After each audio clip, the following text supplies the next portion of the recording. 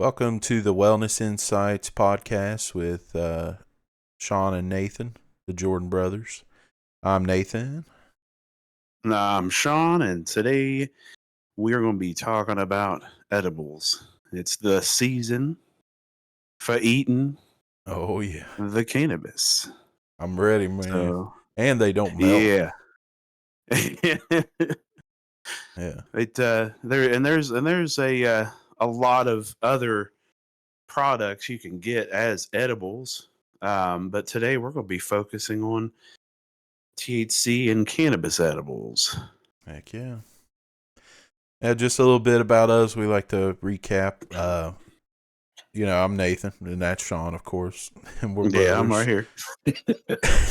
We just, try to explore and expand our minds and learn a little bit every day about different, ways to take care of ourselves and different wellness tips that we can get are always welcome. And we just like doing the research ourselves, and we're no like experts at all, but we just like to give our opinions and share things that we've Personal learned and our experiences. personal experiences.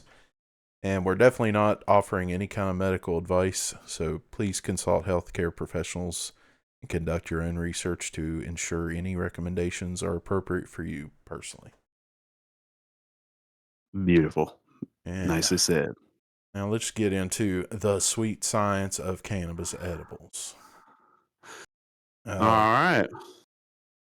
So, just a reminder, during the month of October, it's like trick or treat time. So, you want to always keep cannabis edibles safely stored away from children and pets. And if you live in a home with children, it's highly recommended to store your edibles in a locked and elevated location. And if you have pets, ensure that your edibles are kept out of reach in secure pet proof containers. Definitely don't want, your chihuahua getting into the. I was just sitting there thinking about that. And pets will also eat flower too, so that goes for any Yeah, kind of cannabis. So yeah, keep and then them that's safe. for keep all your cannabis products away from your children, your pets. Just there's nothing beats extra safety precautions where that's considered, and especially like Nathan said during the Halloween season, candies abound, Yep. and kids usually don't read. They see the candy and they eat it. So Yeah, definitely man. keep it put away. Well, why don't you tell me, Shaun, about the different types of edibles? All right. So there are uh, different concentrates that you put in your edibles, or different ways to infuse the edible with the desired cannabinoids. And primarily, what people are looking for are THC. But in some cases, people are looking for something with more of a entourage effect, with all those cannabinoids and terpenes found in the plant. And for those individuals, we would definitely highly recommend checking out the full spectrum. And full spectrum is just an extraction method that ensures that all the cannabinoids and terpenes and other uh, parts of the like medicinal parts of the cannabis plant are also present in that extract, and then it's infused or put on the edible. Then we got distillate, and a distillate is just the single cannabinoid extracted. Uh, Although sometimes people will use combinations of distillates and terpenes, either cannabis or food derived, in order to recreate the effects of a plant and then infuse that mixture into an edible. And it kind of works the same way. Like if you took terpenes from like a lemon or lime and used it in the terpene profile, like a recipe, with a distillate, it kind of gives the same effect, doesn't it? Like, It does, yeah. We primarily want to see with cannabis products a cannabis derived terpene, but that seems to be more of a concern with vaping yeah. than it is with edibles. So if you have food derived terpenes like Nathan was saying limonene from a lemon or linalool from the lavender plant, and that's infused in your edible, you're still going to get a very, very, I would say, indistinguishable effect Yeah. where the terpenes are considered. And And I get confused between distillate and isolate. Listen very closely. well, the difference is really kind of it really comes down to the method of extraction. Okay. The distillate is how it sounds. It's distilled to Okay. remove those targeted cannabinoids. Isolate usually uses other extraction methods using solvents to remove those specific cannabinoids. But the end result is kind of the same. You can mix isolates to make something resembling the plant. But generally speaking, when you have a distillate edible versus an isolate edible, the isolate edible isn't going to be mixed with Yeah. other cannabinoids and then infused. So, takes for example some CBD bears. If you were to get some CBD bears and they say isolate on them, it's only CBD. Yeah. Whereas a distillate might have some CBG or to help with clarity, or some CBN mixed in to help with sleep. I got you. Now the live resin can be full spectrum, can it? Or am I confusing No, those? yeah, that's right. It's just like the distillate and the isolate. It really comes down to the extraction method. Okay. But live resin is a full spectrum extract. It's just the way it's extracted is, I think it's a lot more complete. Where Okay. full spectrum extraction is usually done with a pre existing oil or the flower plant material. Live resin, I'm sorry, cured plant material. So it's been dried and cured like it's getting ready to be smoked. Uh-huh. Live resin, they got in the field and they pick the plant, immediately flash freeze it, and then they extract the cannabinoids and the terpenes, basically the whole plant profile using cold extraction methods. It's usually a mixture of different types of solvents. BHOs is generally what they use, like butane. And then they purge it to remove all of that solvent. They purge it in a vacuum chamber. And then you're left with live resin, which is full spectrum. And it's really the closest to the plant you can get with an extraction method. So, really high quality. And you do see those in gummies, but a lot of times you see them in tinctures because a Yeah. tincture is just a cleaner delivery method. You don't have all that sugar. I know the HTC tinctures, they're so natural tasting. It just smells like nature inside of the bottle, you know. Like Yeah, it tastes like it too. yeah, you can tell it's definitely like very natural plant material in there. None of that And bubblegum flavored stuff that you can get from stores.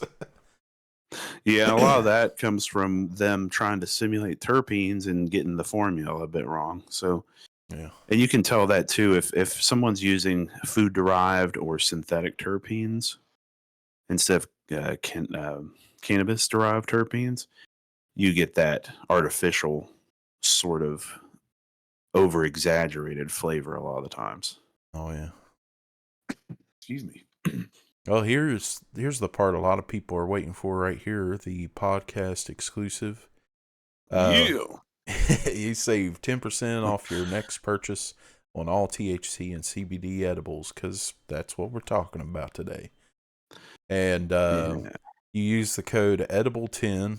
It's one-time use, cannot be combined with other offers, for example, like clearance items.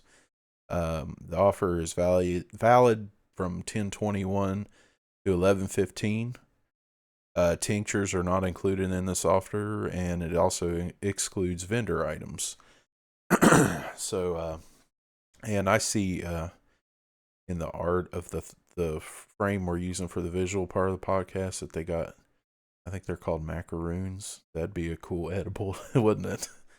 Oh, the cookie factory or Yeah, whatever they're called. I think so. Like they look really good. Yeah.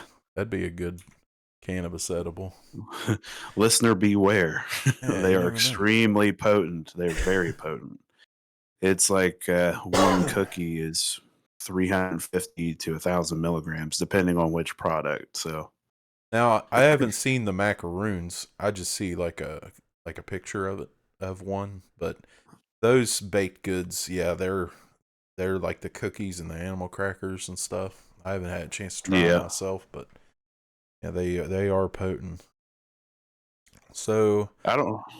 that kind of brings us to what can even be an edible. Which it's kind of intuitive, in my opinion. If I could eat it, it's an edible.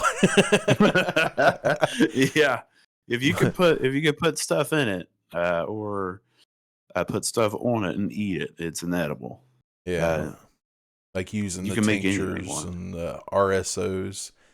Like I've talked to a lady that would take RSO and put it on Altoids and like it just kind of takes away the cannabis taste, and it's like a mint that has RSO in it, so because they Yeah, kind of and absorb it a little bit. yeah, and the cool thing about doing something like that, that's actually a really good idea. Um, because the RSO would then be absorbed in the veins and the artery in your mouth. Yeah, So it'd kick in quite a bit quicker, like if you were to use a tincture sublingually. But uh, I kind of want to do that. I gotta try that now. yeah, you could put it in chewing gum, couldn't you? Yeah.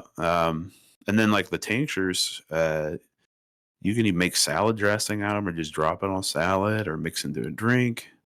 Yeah, make Um, smoothies. hmm Yeah, and you could, you know, infuse any kind of oil, or we'll talk later about how you infuse flour into edibles. Uh, you can use that for recipes like making brownies or making your own cookies or just about anything. You get this? Are It's you real. ready? I don't mean Hmm. to interrupt you, but have you ever had yum yum sauce like at hibachi? Yeah. They should do cannabis infused hibachi, or not hibachi, but yum yum sauce. That stuff would fly off the shelves. Oh yeah. Yeah. That would Because you could put it on that'd be anything. dangerous. Yeah. Yeah. Not only is it good for chicken and stuff like that, but you could dip fries in it. Whatever you want. Oh yeah. That'd be good. So when somebody We comes to you about, what were you gonna say? I was going to say that you can even buy pre-infused edibles like peanut butter or jelly or frosting or Nutella or chocolate. There's just Yeah. it's endless. If you can put it in, fats, you can put it in anything. In Yeah, waters. that's the real key is to mix in with a fat or have it bonded to a fat. Unless and uh, not a lot of people know about this, but you can create a water soluble THC. Yeah. It's a little more like you wouldn't be able to do it at home, Yeah. uh, but you can buy water soluble THC products. They kick in quite a bit quicker, and they don't require that fat to be bonded to them, so they're good for making drinks. Although you can use oil based, like regular fat soluble cannabis in a drink. So like the water soluble would be like the popsicles and the Lalo Yeah, bars. Yeah. and the can of straws. Yeah. Uh, oh, you're good. so So we're going. when somebody comes to you about like the first time they're doing edibles, like what's the starting doses that you, in your experience, are better? Uh, I always say start with 5 milligrams. It's a good starting dose. Some people even can feel the effects at 2.5 milligrams, but 5 is a good place to start. Um, so always be sure to know how many milligrams each of your pieces are. Yeah. You may have to cut them in half or in quarters in order to get the right dose. But it's really important if you're a first time uh, user of edibles and someone just hands you a gummy, you got to know about it. You don't want to just eat it because it could be. I've seen gummies the size of what is that icebreaker gum? That are the little squares. Yeah. I've seen edibles that size that were 150 milligrams. Oh my god. And I've seen edibles the size of a gummy worm that were 10 or 15. So just eyeballing it's not good enough. So you Yeah. really need to know your dose, especially when it's your first time. It's also a good idea to be in a really comfortable place with nothing to do the first time you use edibles. And don't Because, take it before work if you don't know what. yeah, yeah, don't take it before work. Don't take it while you're out.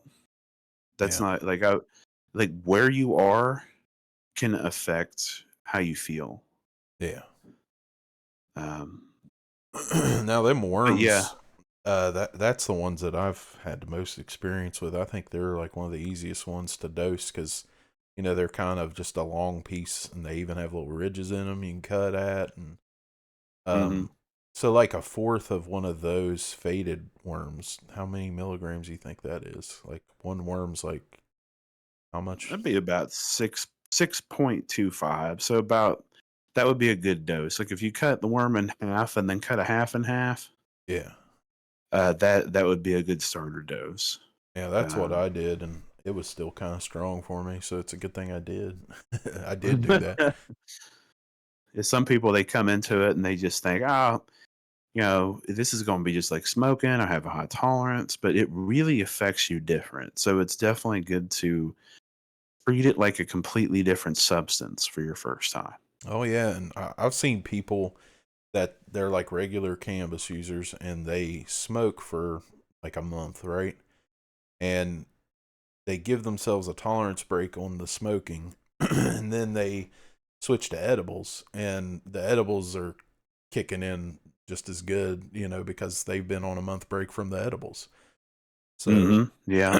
their tolerance breaks kind of, like a seesaw. So, That's actually a really good way to, if you have tolerance issues, is switching methods, not just between different formats like edibles and inhalation, but like changing. If you're normally a person who uses a bong, you switch to joints for a while or a bowl, uh, or you could switch to vaporizing oils or dabbing. Just like switching methods is really good. But yeah, it's really pronounced with edibles because it is a different chemical yeah. when it's consumed. And Um, I don't know if you know the answer to this or not, but is there any like difference as far as tolerance goes between combusting flower and vaping? Like, because I've seen people like they'll be vaping and their tolerance will build up on vaping, and then they'll combust and it'll be way different. Is it just because combusting's stronger, or what do you well, think? generally with combustion, I mean, flour really can't get any higher than 30 or 40% THC, whereas oils can get up to 99 if you're using the right methods. Yeah. Um, and then you're losing THC in the combustion process. Huh. Well, I mean, you're also THCA is converting when you're burning it, but you're losing some in the process. But it comes back to that methods thing. Like for me personally, I can use oil and be fine. Yeah. Then I can even dry herb vaporize and be fine, or eat edibles.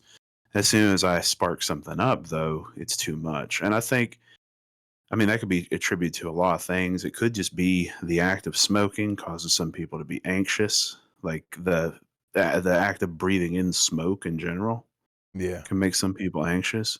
That could raise your Yeah, heart rate a little bit. yeah, it does. There's actually been studies that show that when you smoke versus vaping, or if you like smoking is also in that category with hot vaping. So people who do blinkers or crank their battery up on their cart or do what they call glowies, where they get the dab nail really hot. Oh my gosh. It seems like that all kind of raises your blood pressure, your heart rate. Yeah. Um, Probably, and kicks all your processing into overdrive probably at the same time. If it I had to it guess. seems like it. It does seem like it. So, Maybe not for everyone. moving on from like the dosage, and we're kind of talking about Oh, how like your body processes it. So, like, well, if you want to talk about the 11-OH THC, since you're the the lab coat guy here. yeah. Uh, there is something too, which we can kind of like I can kind of talk about that alongside the 11-OH. Uh, be sure to, after dosing, allow up to 2 hours before redosing. And the reason is because when you're eating cannabis, when you eat THC, it converts in the liver to 11-OH THC. And that takes time. For some Yeah, people, if your metabolism's fast, it could be fast. It could be like 30, 45 minutes. If you have a slow metabolism, it could be up to 2 hours. So make sure that you give yourself time and make sure you have plenty of water and CBD on hand just in case things go awry. But that all comes from with it behaving so differently when you inhale cannabis smoke or vapor from a concentrate or anything like that. It's getting absorbed in the blood vessels in the lungs, so it's going straight into your system. It could be as quick as 2 or 3 minutes. yeah, But when you're eating it, it's got to run through not only run through your digestive system, but it's converting into that completely different cannabinoid.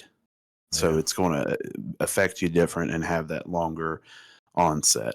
So that's something to be aware of. Yeah, you don't want to stack it up and uh, double dose.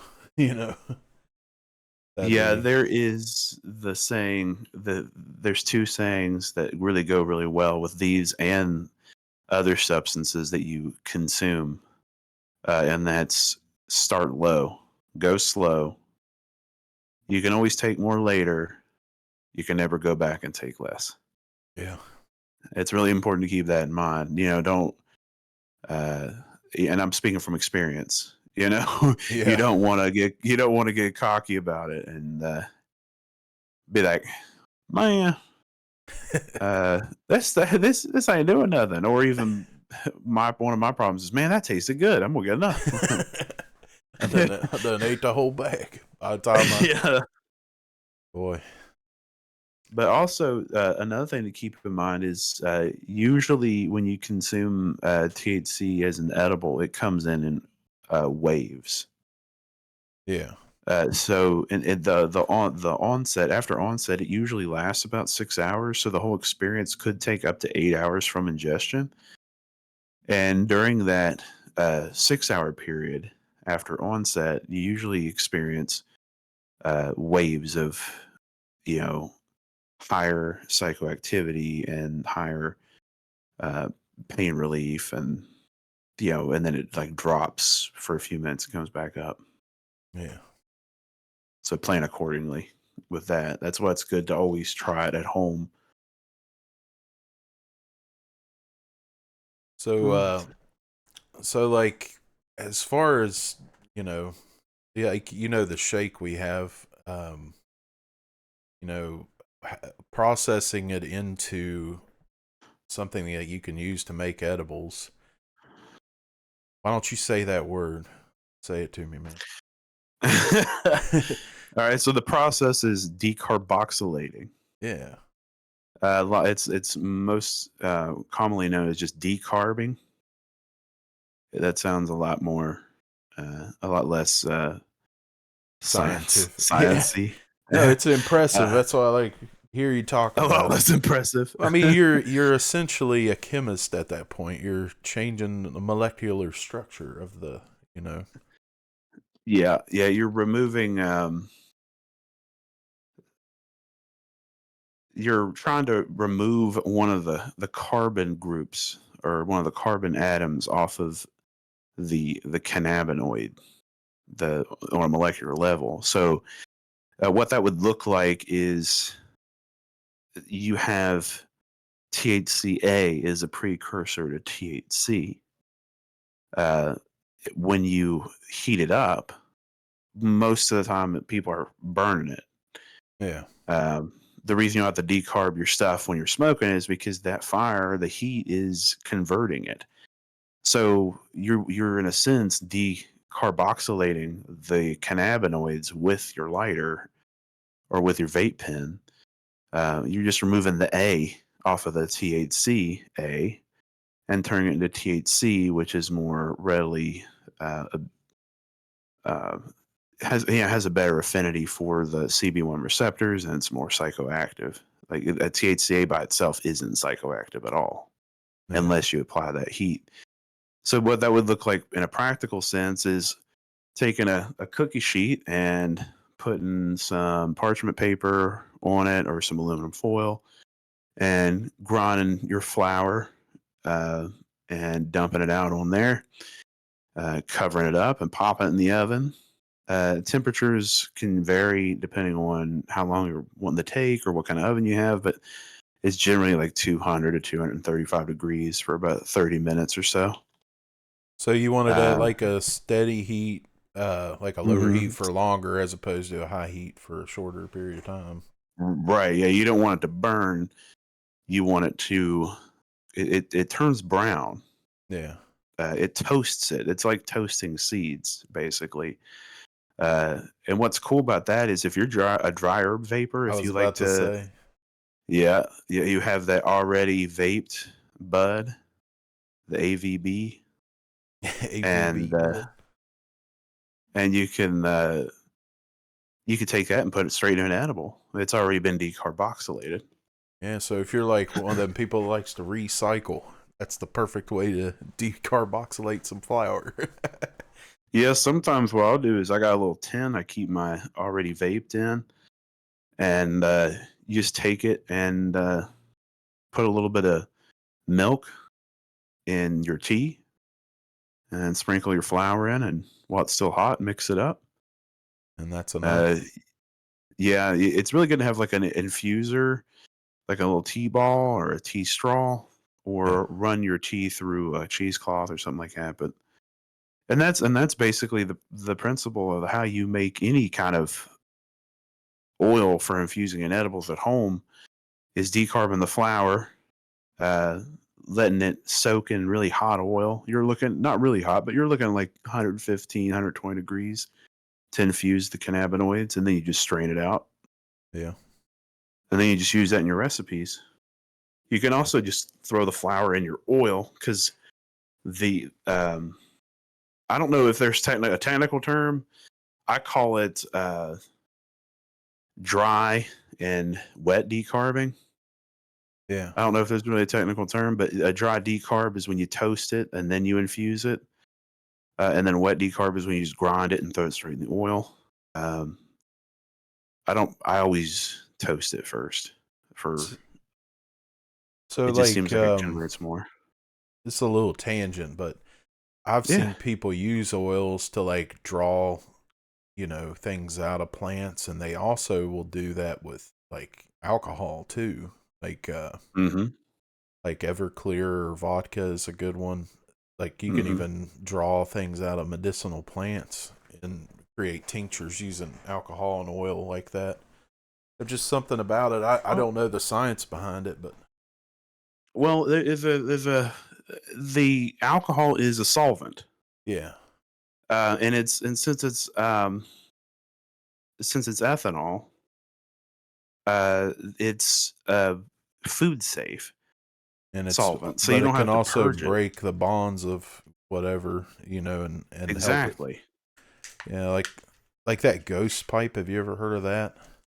It's like Uh-uh. it's a plant that's like a natural painkiller, and you put it in alcohol and let it sit for like a month, I think, and it'll turn like the ghost pipe is naturally just white. like it's a white plant, like a ghost, you know. Oh wow. And when you put it in the alcohol and let the alcohol work on the plant, it changes the water, like the alcohol, to a purple color.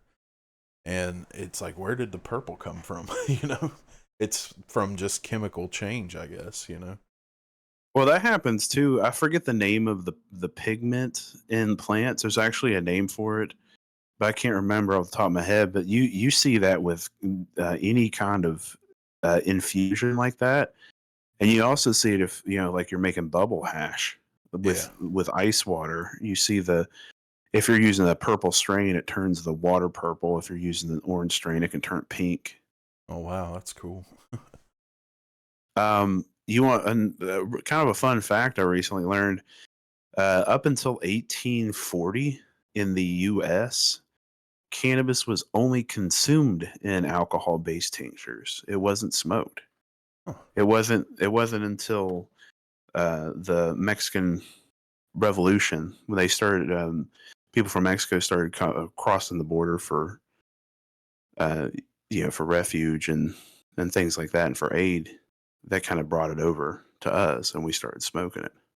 Oh wow. hmm And right now, like the most common name you hear for these kind of tinctures is green dragon tinctures, Yeah, that's the one I heard our neighbor make that one day. Yeah. and they are potent. So Yeah, they are. you gotta be careful with this drops Yeah. of it. But you can also extract using other. They can do the same thing with oil. Like you can grind the flour up and soak it in oil, and do the same thing Yeah. as the without heating it up. Yeah, you could do that Uh, with all kinds of herbs, like medicinal plants. Wild lettuce is one that I heard recently is a really good tincture for pain killing too. Oh yeah. Yeah, and you can if you're making your own infusions at home, you can find your base, whether it be an alcohol or an oil base, and you can really tailor it to what you need, uh, what the effects you're looking for. You put some of that wild lettuce and some chamomile, some lavender, and a little bit of cannabis in there, and you could just really kick up the potency of the effects all around. Yeah. And who knows? Sometimes plants will work together in ways that are unexpected. You know. Oh yeah, I mean that's why cannabis is uh, in its own right. I mean, you can do the isolates and the distillates like we were talking about earlier, and have good effects. But those full spectrum and the live resin type stuff is really the way to go, in my opinion, Yeah. because you get that synergistic effect. So when somebody comes to you and they ask like why the edibles aren't working at all, like what causes that? Well, your tolerance can play a factor.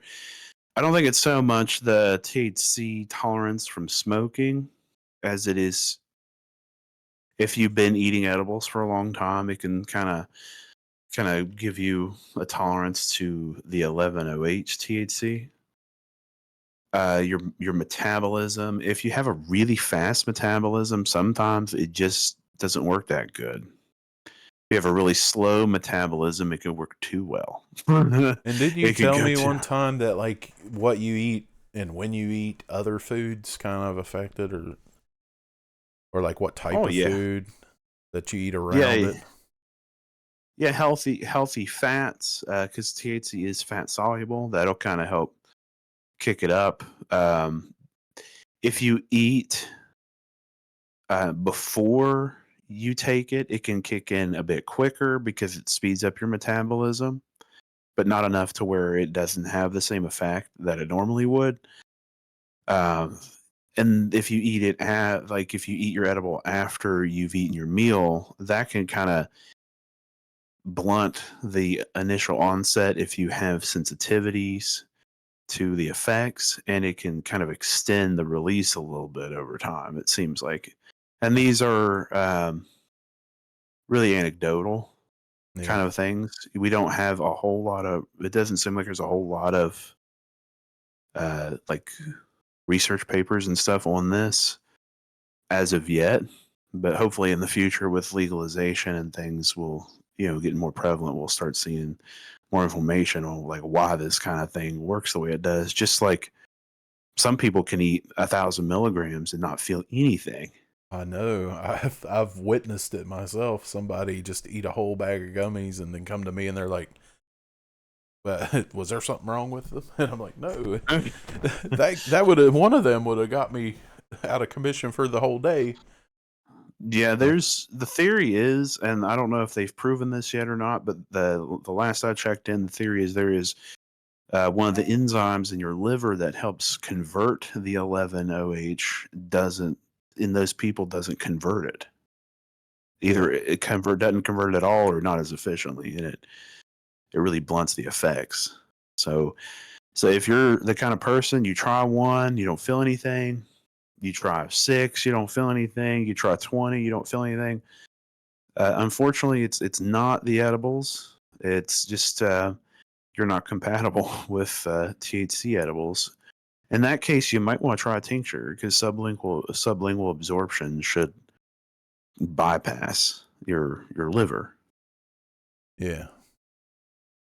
So some things that we've kind of covered already on how to lessen the negative effects of edibles. You said stay low and go slow earlier. So Hmm. that's something that I kind of inherently knew to do because I'm a little cautious, you know. Now, why hydrate? Like, what's the like? Is there some kind of science behind that? Like, just staying hydrated is a good thing, period. But Yeah, and it's a combination of I think of a couple things. One is just generally hydration does tend to kind of help the mood. Your cognition's a little smoother when you're hydrated. yeah, And then there's the whole idea that if you're drinking plenty of fluids, even to the point of like mild hyperhydration, you can flush the cannabinoids out of your system a bit quicker. oh yeah, So okay, you could kind of speed up the effects a little. I haven't tried that personally because I either get the dose right or I go way too far. And also a really good idea to if you're trying a higher dose to kind of have someone with you to help remind you of things like hydrating or even write a note somewhere, put it on your fridge or something just to remind you that these are things that can help you because if you have any sensitivity or you do way too much edibles, you might not be thinking quite rationally. And yeah, it's a good idea to have reminders like hydrate, hit your CBD vape, or take a CBD tincture, or eat something. Sometimes just eating something can help, even something like something sweet, or some people swear by getting some caffeine in their system that yeah, helping.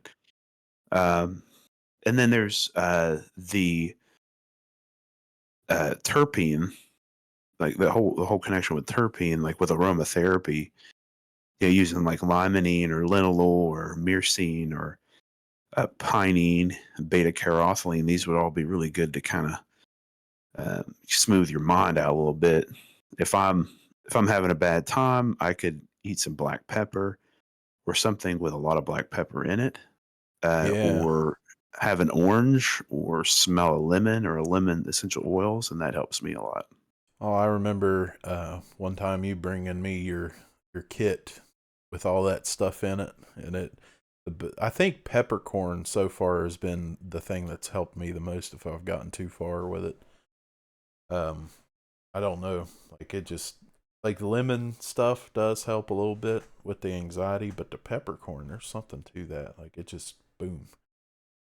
It's like Yeah, I think it's that carothylene. I think it has alpha and beta in it, if I'm not mistaken. yeah, And that carothylene clears your mind. And a lot of the anxiety and sort of uncomfortable part of that experience of having too much edibles seems to stem from your mind not being clear.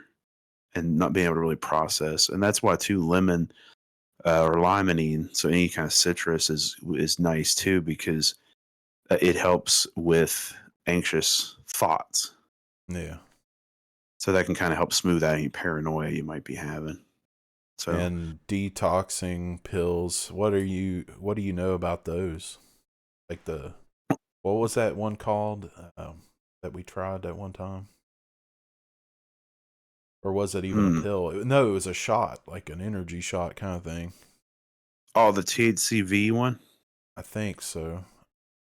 But it, THCV has been shown to help kind of alleviate or mitigate the symptoms of being too high. But I think like mostly what we're talking about is like diuretics, things like that. So that, and I think that's why coffee helps some people. It's a combination of the warm cup offering comfort, the caffeine speeding up the metabolism a little bit, and then the whole diuretic effect. yeah. But there are pills that have I think milk thistle might be one, and there's different formulas out there on the market for detox pills that most people use to for uh, clean making sure their systems Oh, are clean. yeah. Uh, I get you. So take like, that how you will, but it can also help with getting that out of your system really quick so that you're not freaking out if you have that sensitivity, you've overdone it a little bit. yeah. So we've kind of reached the end here, and I'm gonna mention the podcast exclusive again here. Um, so you save 10% off your next purchase on all THC and high tolerance concentrate CBD edibles. That's with the coupon code edible10. It cannot be combined with other offers, and the offer is valid from 10/21 to 11/15. Tinctures are not included in this offer, and it also excludes vendor items. And just to iterate again, that'll be all THC edibles and only high tolerance concentrates CBD edibles.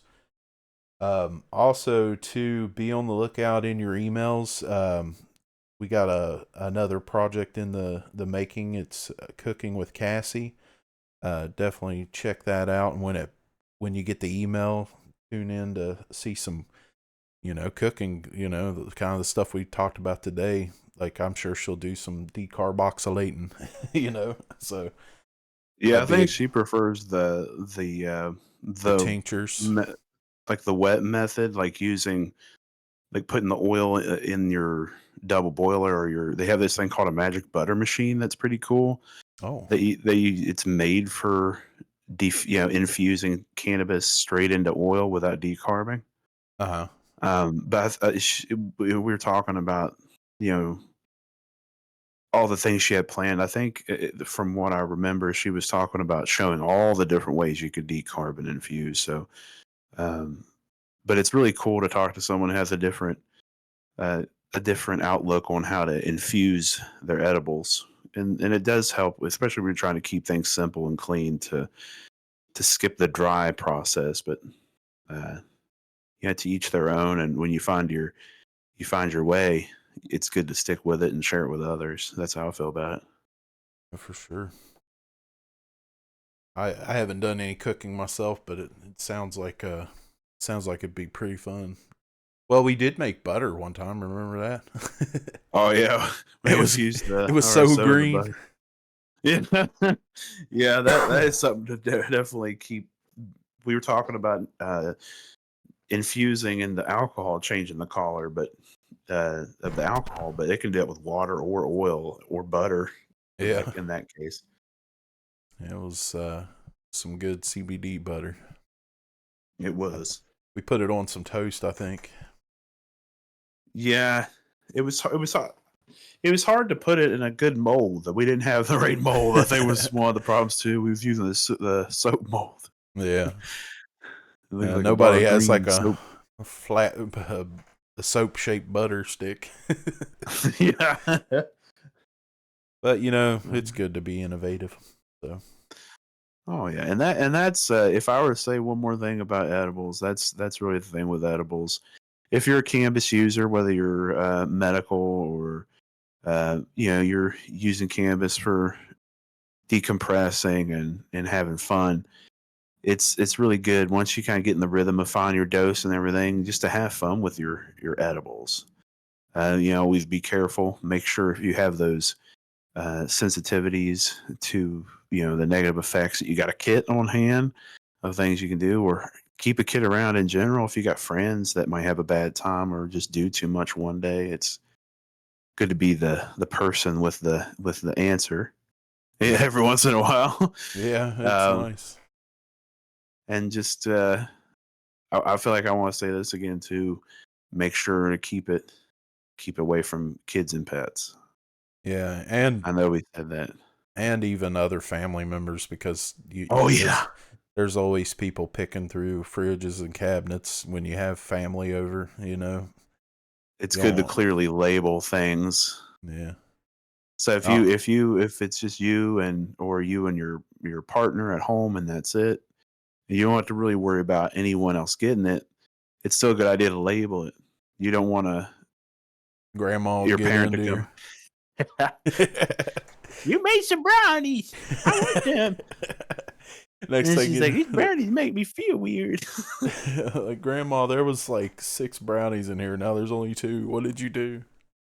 And they're like 100 milligrams apiece. Oh no. Oh, yeah, Oh, it's yeah. So have fun, know your dose, and label your stuff, and keep it away from people that don't need to be getting into it. And that's really the way to be, I think. and All we right, man. appreciate y'all joining us again. It was good talking to y'all out there. Hope you enjoy it. And as always, if you have any suggestions or questions, or you just want to say something, give us a holler in the comments here. And we're always open to different ideas. So if you want us to cover anything cannabis or wellness related, we like to discuss anything on here, whether it be any kind of plant medicine or meditation, anything that just make your life, like increase the quality of life. So if you got any suggestions, definitely pop them in the comments and leave a like and subscribe. All right. Well, everyone have a good day, and thank you, brother. Thank you, man. Y'all have a good one. Bye bye.